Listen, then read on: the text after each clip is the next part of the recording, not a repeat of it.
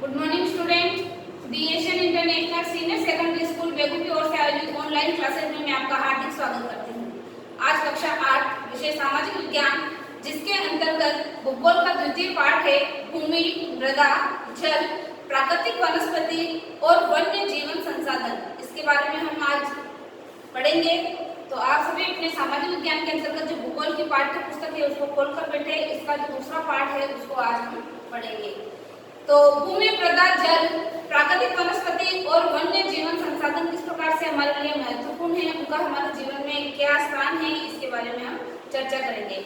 साथ ही इनके सही उपयोग के बारे में मैं आपको बताऊंगी। तो यह पाठ शुरू करने से पहले एक छोटी सी कहानी जो आपको पाठ में ही दी गई है उसको मैं आपको समझा रही हूँ, ताकि आप भूमि का जो असमान वितरण है उसको समझ सकते हो।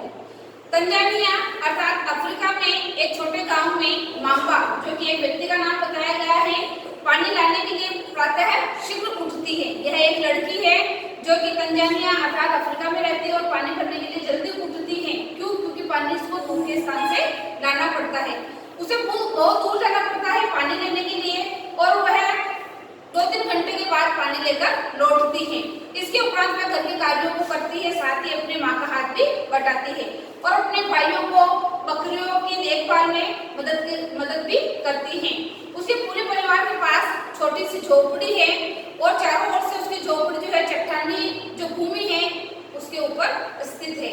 मांबा के पिता जो है वह कठिन परिश्रम करके मात्र मक्का और सेम ही उगा सकते हैं, अर्थात जो सेम और मक्का की जो फसल उनके होती है वह भी इतनी पर्याप्त नहीं होती कि पूरे वर्ष भर चल सके, अर्थात इसके लिए भी उनको वापस आगे की व्यवस्था करनी पड़ती है।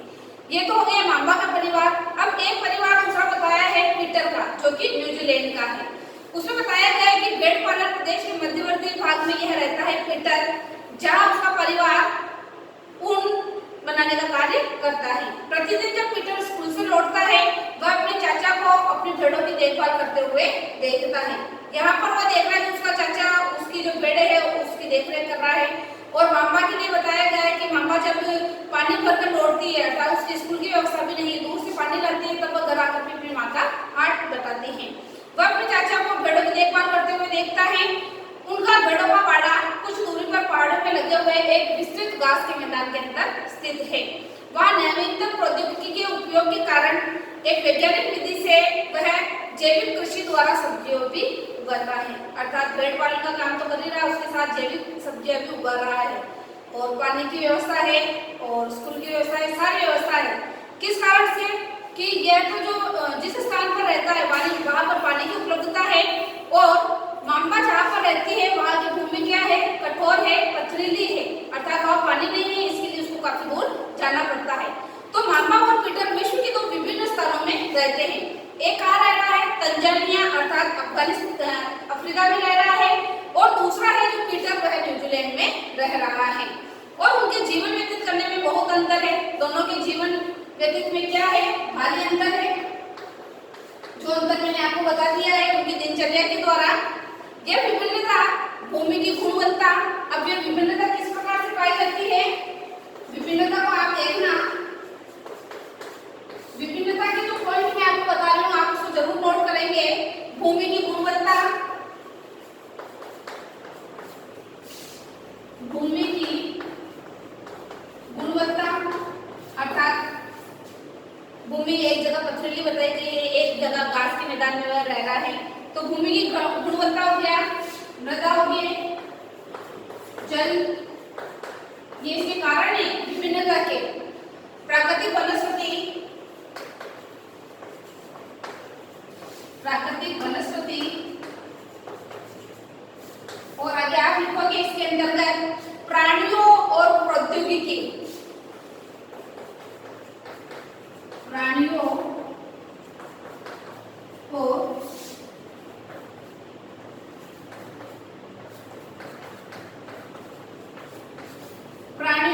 और प्रौद्योगिकी, इसमें आप लिखोगे आगे कि क्या अंतर है? के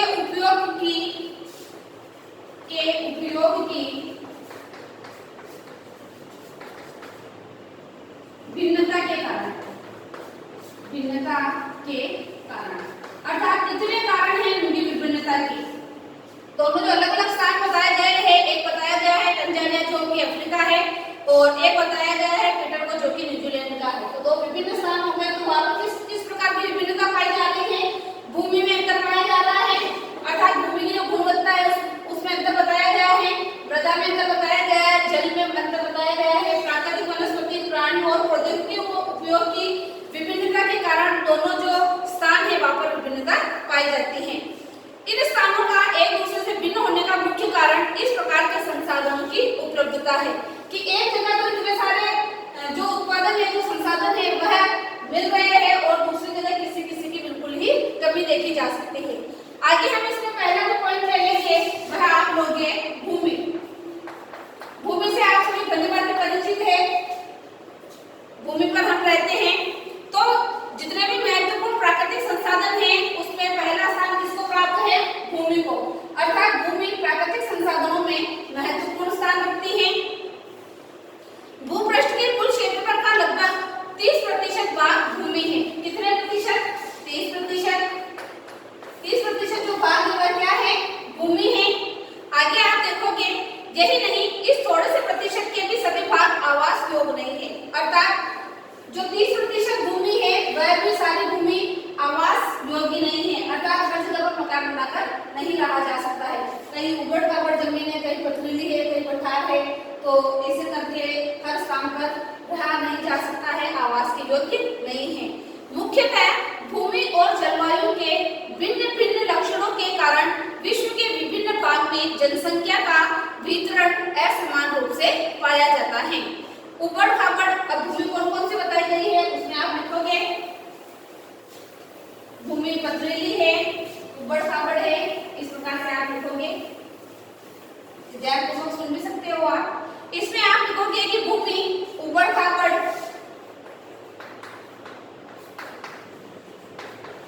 उबड़ खाबड़ भूमि आपने लिखी है, कहीं नीचे कहीं ऊपर। आगे आप देखोगे इसी में स्थलाकृति,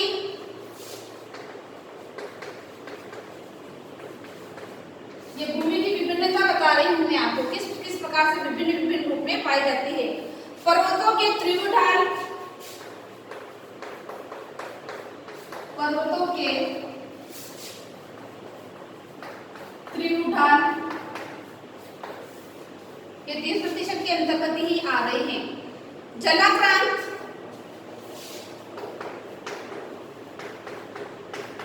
जलाक्रांत संभावित क्षेत्र,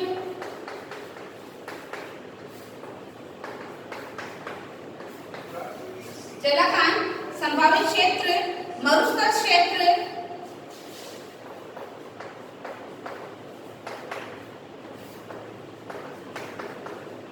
और आप इसमें ले लोगे आगे मरुस्थल क्षेत्र के बाद आप ले लोगे इसमें सघन वन क्षेत्र,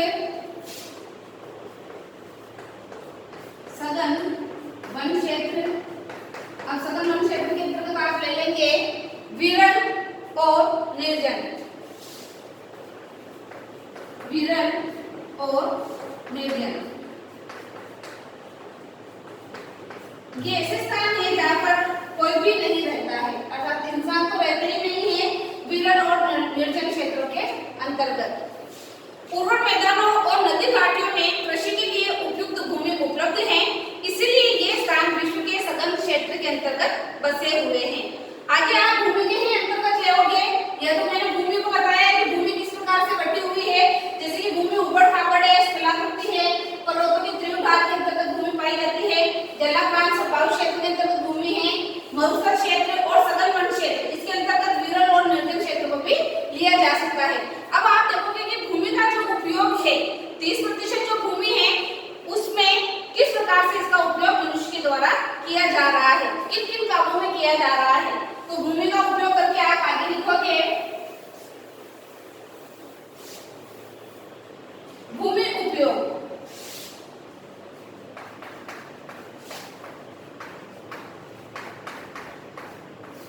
हम सब भूमि पर ही रहते हैं, भूमि का किस किस प्रकार से उपयोग करते हैं इसमें आप देखना कि भूमि का उपयोग विभिन्न कार्यों के लिए किया जाता है। हम भी देखते हैं कि विभिन्न कार्यों के द्वारा भूमि का उपयोग किया जा रहा है। अगर भूमि नहीं हो तो इंसान भी इस पृथ्वी पर नहीं रह सकता है। जैसे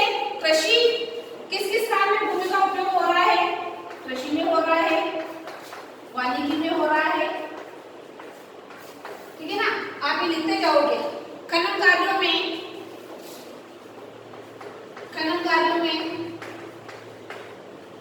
सड़क बनाने में, ठीक है, सड़कों के निर्माण में भूमि का उपयोग हो रहा है।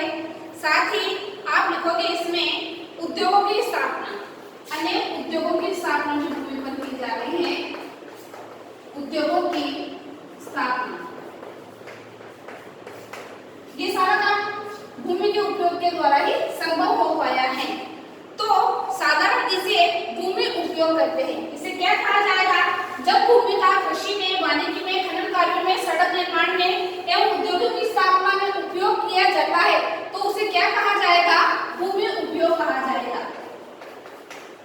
भूमि उपयोग कहा जाएगा। ठीक है, आप सब समझ गए होंगे। इसको आप अपने हिसाब से साथ लिख भी सकते हैं कि भूमि उपयोग अर्थात भूमि का कृषि कार्यों में, वानिकी के कार्यों में, खनन कार्यों में, सड़कों के निर्माण में, उद्योगों की स्थापना में जब निर्माण किया जाता है, जब उसका उपयोग किया जाता है तो उसे भूमि उपयोग कहा जाता है। आगे आप देखोगे कि भूमि का उपयोग भौतिक कारकों द्वारा निर्धारित किया जाता है। किसके द्वारा? भौतिक कारकों द्वारा।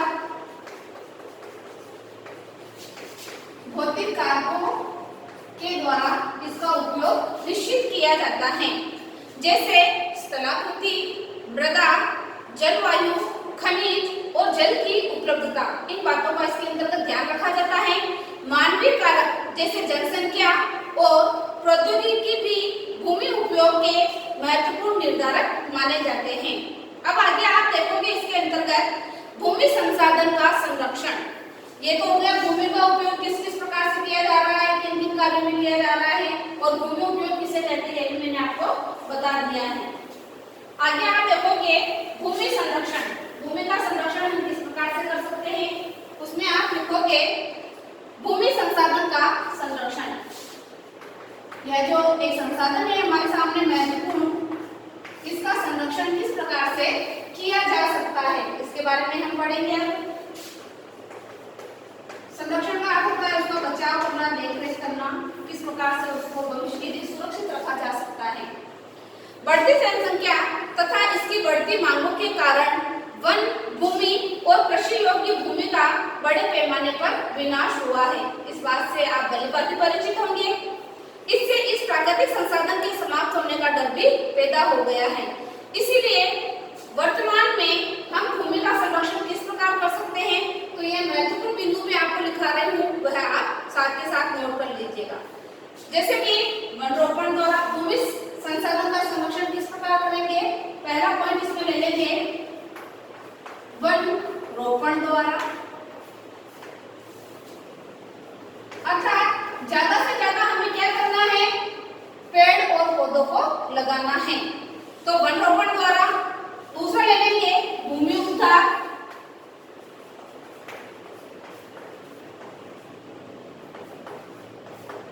भूमि उद्धार के अंतर्गत लिया जाएगा दूसरा पॉइंट। तीसरा ले लिया जाएगा रासायनिक कीटनाशकों, रासायनिक कीटनाशकों का प्रयोग करके हम भूमि की उर्वरता को बढ़ा सकते हैं। कीटनाशकों द्वारा, कीटनाशकों का उपयोग करके, साथ ही उर्वरक जो होते हैं, चौथा पॉइंट आप लिखोगे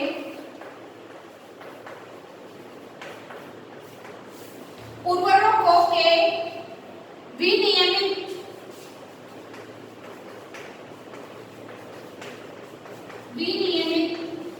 उपयोग से,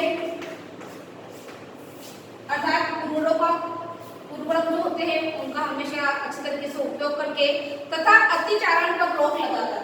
पांचवा पॉइंट इसमें लिख लेंगे अतिचारण, अतिचारण पर रोक लगाकर।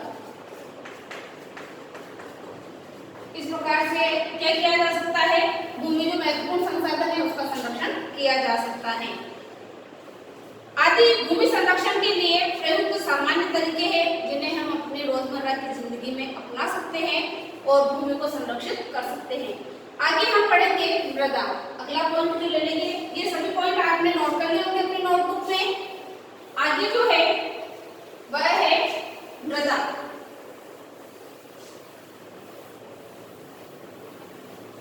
मृदा का अर्थ मिट्टी से भी लिया जा सकता है, जो कि विभिन्न प्रकार की पाई जा सकती है। इसमें आप अगला पॉइंट करोगे मृदा।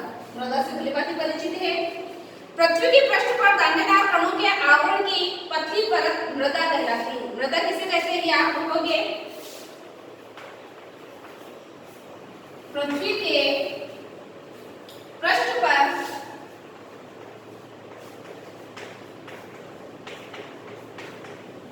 दानेदार, पृथ्वी का जो पृष्ठ है उस पर दानेदार कणों के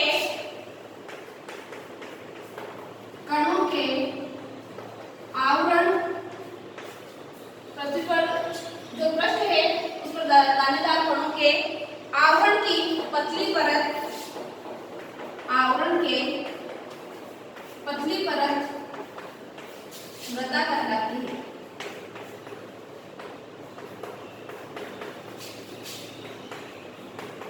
मृदा कहलाती है, यह आपने नोट कर लिया होगा। स्तररूप मृदा के प्रकार को निर्धारित करते हैं।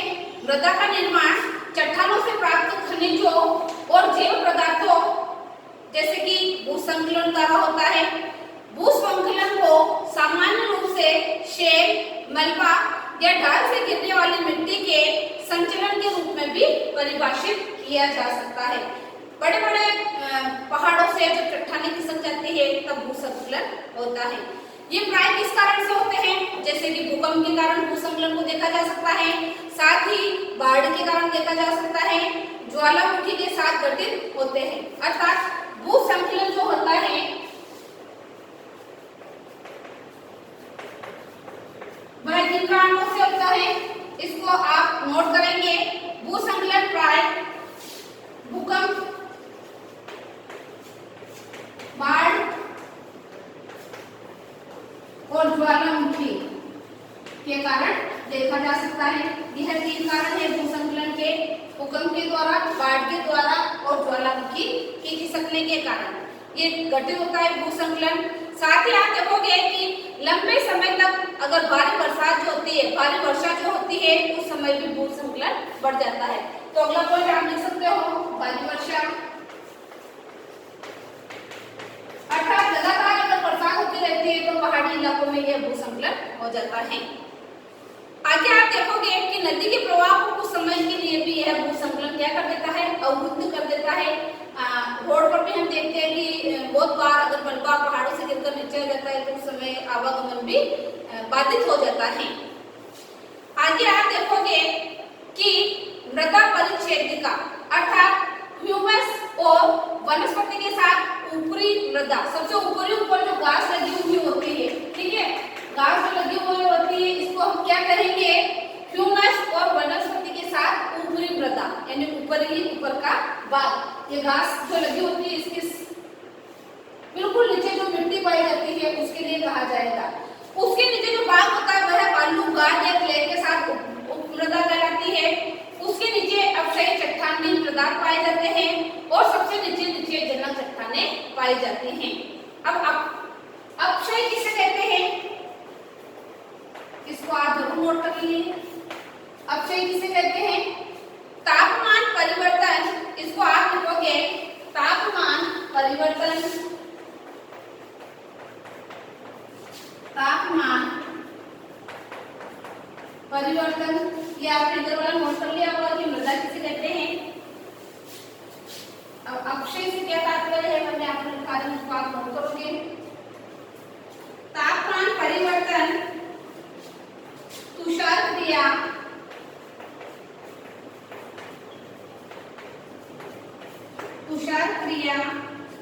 पौधों,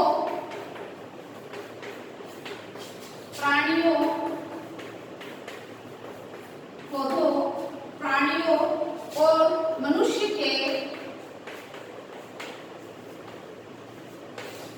साथ ही साथ आप नोट करोगे इसको, और मनुष्य के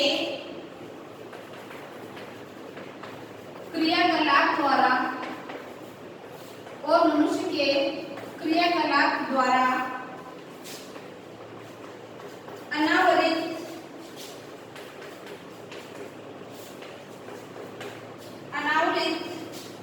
शैलों का टूटना, टूटना, अनावृत शैलों का टूटना और क्षय होना अर्थात नष्ट होना क्या कहलाता है? अपक्षय कहलाता है।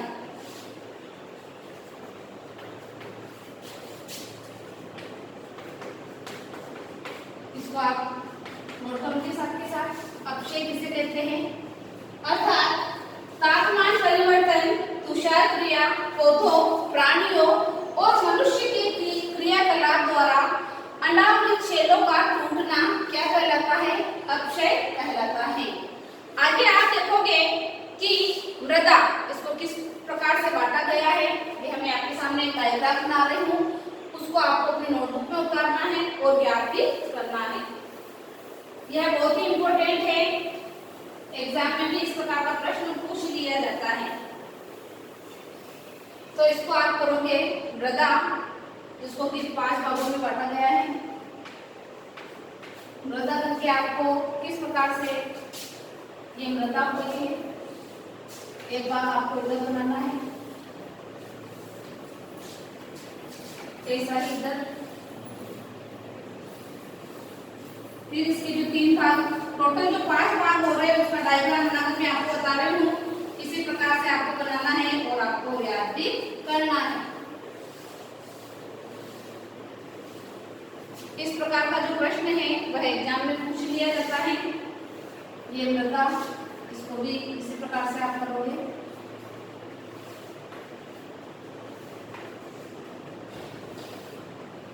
अर्थात मृदा को 5 भागों में जो बांटा गया है, पहला आ जाएगा जनकशैल,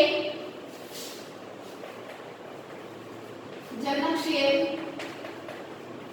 आगे आप इसमें लिखोगे रंग गठन, रंग गठन। इसमें लिखोगे रासायनिक गुणधर्म, रासायनिक गुणधर्म। इसके आगे आप इसमें लिखोगे खनिज मात्रा, खनिज की कितनी मात्रा होती है? खनिज मात्रा। इसमें आप लिखोगे पारगम्यता को निर्धारित करती है, पारगम्यता को निर्धारित करती है।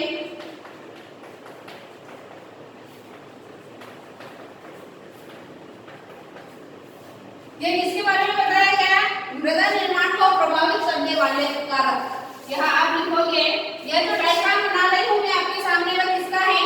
मृदा निर्माण को प्रभावित करने वाला कारक। मृदा निर्माण को प्रभावित करने वाला या करने वाले कारक। तो 5 कारक है इसको प्रभावित करने वाले, वह मैं आपके सामने बोर्ड पर लिख रही हूँ। पहला हो जाएगा जनकशैल, रंग गठन, रासायनिक गुणधर्म, खनिज मात्रा, पारगम्यता को निर्धारित करती है। दूसरा आप इसके अंतर्गत लिखोगे उच्चावच, तुंगता। आगे आप लिखोगे इसके अंतर्गत उच्चावच, तुंगता। इसके आप लिखोगे आगे और ढाल, और ढाल के संचय को निर्धारित करती है, के संचय को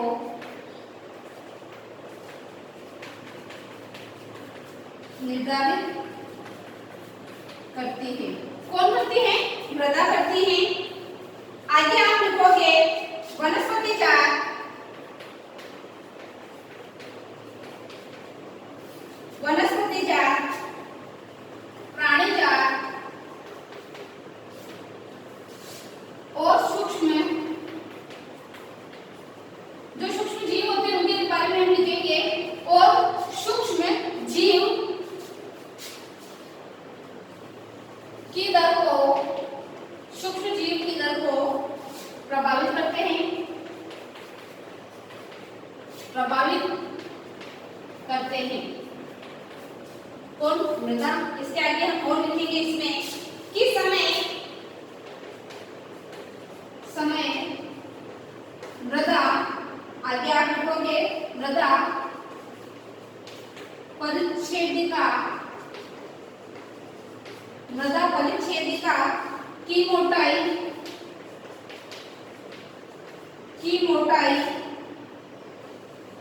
को निश्चित करता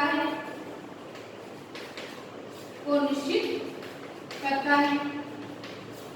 ये हो गया चौथा पॉइंट। पांचवा जो है मैं आपके सामने में लिख रही हूँ कि जलवायु,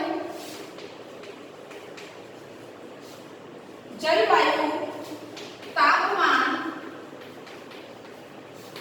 वर्षा,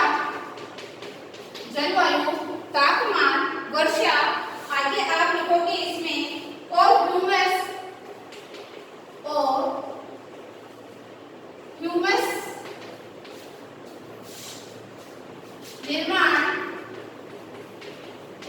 ह्यूमस निर्माण की दर को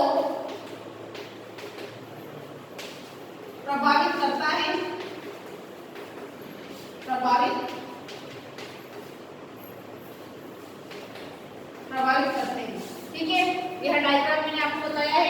इसको एक बार वापस अच्छी तरीके से आप समझोगे और अपनी नोटबुक में भी अच्छी तरीके से इसको उतारोगे। यह बहुत ही महत्वपूर्ण है। क्या है आपके सामने? यह इंपॉर्टेंट है। एग्जाम में इस प्रकार का प्रश्न पूछ लिया जाता है कि मृदा निर्माण को प्रभावित करने वाले कारक का एक चार्ट बनाइए। तो उस जगह आपको यह पूरा चार्ट इस तरीके से बनाना है। पहले आपको मृदा लिखना है। इसको जो 5 भागों में बांटा गया है उसको लिखना है। पहला भाग रहेगा जनकशील, रंग गठन, रासायनिक गुणधर्म, खनिज मात्रा, पारगम्यता को निर्धारित करती है। दूसरा पॉइंट आप इसमें लेंगे उच्चावच, तुंगता और ढाल के संचय को निर्धारित करती है। तीसरा पॉइंट आप इसमें लोगे वनस्पति जात, प्राणी जात और सूक्ष्म जीव की दर को प्रभावित करते हैं। आगे आप लिखोगे समय मृदा परिच्छेदिका की मोटाई को निर्धारित करता है। आगे आप लिखोगे अंतिम पॉइंट जलवायु, तापमान, वर्षा और ह्यूमस निर्माण की दर को प्रभावित करते हैं। तो यह था आपके सामने मृदा निर्माण को प्रभावित करने वाले कारकों का चार्ट, जो कि आपने बहुत ही अच्छी तरीके से समझ लिया होगा और अपनी नोटबुक में भी इसको उतार लिया होगा। तो आप सभी से मैं कहना चाहूंगी कि आज का जो आपका गृह कार्य है उसके अंतर्गत आप इस मृदा निर्माण को प्रभावित करने वाले कारक का जो चार्ट मैंने आपके सामने बोर्ड पर बनाया है, इसको आपकी नोटबुक में गृह कार्य की कॉपी में आपको करना है और याद भी आपको करना है। आगे आप देखोगे कि मृदा निर्माण के कारक अर्थात मृदा निर्माण के मुख्य कारक जनकशैल का स्वरूप और जलवायुवीय कारक होते हैं। मृदा निर्माण के अन्य कारक स्थलाकृति, जैव पदार्थ की भूमिका और मृदा निर्माण के संगठन में लगा समय हम ले सकते हैं। अलग अलग स्थानों में ये भिन्न भिन्न पाए जाते हैं। अब मृदा का निम्नीकरण और संरक्षण के उपाय, इसको आप जरूर लिखेंगे। यह आपने बना दिया आपका चार्ट पूरा। इसके आगे जो मैं आपको बता रही हूँ वह भी आपको नोट करना है कि इसके जो निम्नीकरण के जो कारक होते हैं वह कौन कौन से हैं।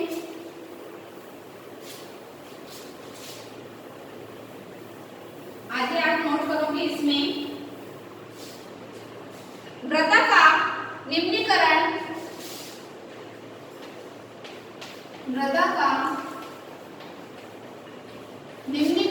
यह आपके पाठ्य पुस्तक में पीछे प्रश्न भी दिया हुआ है कि निम्नीकरण क्या है। तो निम्नीकरण और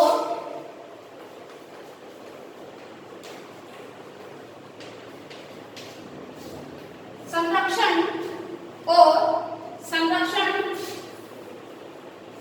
के उपाय। अब हम इसके बारे में पढ़ेंगे कि मृदा का निम्नीकरण और संरक्षण किस प्रकार से किया जा सकता है, उसके लिए किन उपायों को हम काम में ले सकते हैं। मृदा का अपरदन और क्षीणता संसाधन के लिए दो मुख्य खतरे हैं। अब खतरे कौन कौन से इसमें जो दो खतरे बताए गए हैं उनके बारे में आपको बता रही हूँ। जो इसके संरक्षण के उपाय के लिए महत्वपूर्ण दो खतरे हैं उनके बारे में। अपरदन, मृदा का अपरदन,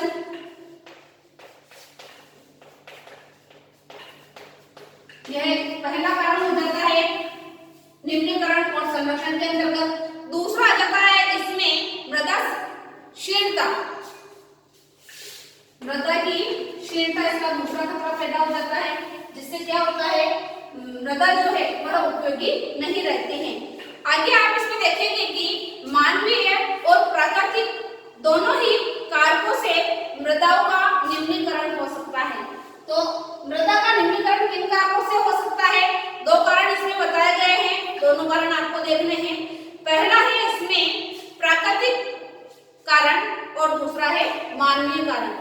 प्राकृतिक कारणों के अंतर्गत आप ले सकते हैं जैसे कि वर्षा का ज्यादा होना, भूसंकलन होना, बाढ़ आना या ज्वालामुखी फटना, जिसके कारण मृदा का क्षय हो जाता है। और दूसरा हम देख सकते हैं कि मानव के द्वारा, अर्थात भूमि को खोदा जा रहा है, बड़े बड़े पहाड़ों को काटा जा रहा है, जिसके कारण क्या होता है, इसके निम्नीकरण में खतरे उत्पन्न हो जाते हैं। आगे आप देखोगे कि मृदा के निम्नीकरण में सहायक कारक कौन कौन से हैं, वो मैंने पहले ही आपको बताया कि भूमि के अंतर्गत जैसे कि ज्यादा से ज्यादा हमें वन रोपण करना है, अर्थात वन को क्या करना है, ज्यादा से ज्यादा उगाना है। इसके आगे हम देखेंगे कि अतिचारण, जो भूमि के अंतर्गत मैंने आपको बताया था। आगे है रासायनिक उर्वरक और कीटनाशकों का हमें अधिक से अधिक भूमि में उपयोग करना है, ताकि भूमि की उर्वरता को बढ़ाया जा सके। इसके आगे हम देखेंगे कि कीटनाशकों का अत्यधिक उपयोग वर्षा दोहन, भूसंकलन और बाढ़ इसके क्या है, कारण है। साथ ही देखेंगे हम कि पौधों के बीच अनावृत भूमि जैसे कि जैव पदार्थ जैसे प्रवाह से ढक दी जाती है, इससे मृदा की आर्द्रता जो होती है वह क्या होती है, रुक जाती है। अब इसके जो 6 कारण हैं उनके बारे में मैं कल की वीडियो में पढ़ाऊंगी। जैसे का मृदा का जो निम्नीकरण है या संरक्षण के उपाय है वह 6 कारकों के द्वारा होते हैं। 6 कारकों में पहला जाएगा मल्ल बनना, वेदिका फार्म, समोच्चरित जुताई, संरक मेखलाएं, आगे देखेंगे समोच्चरित रोधिकाएं, चट्टान, बांध और बीच बीच में फसल उगाना। इनके बारे में हम कल की वीडियो में विस्तार से चर्चा करेंगे।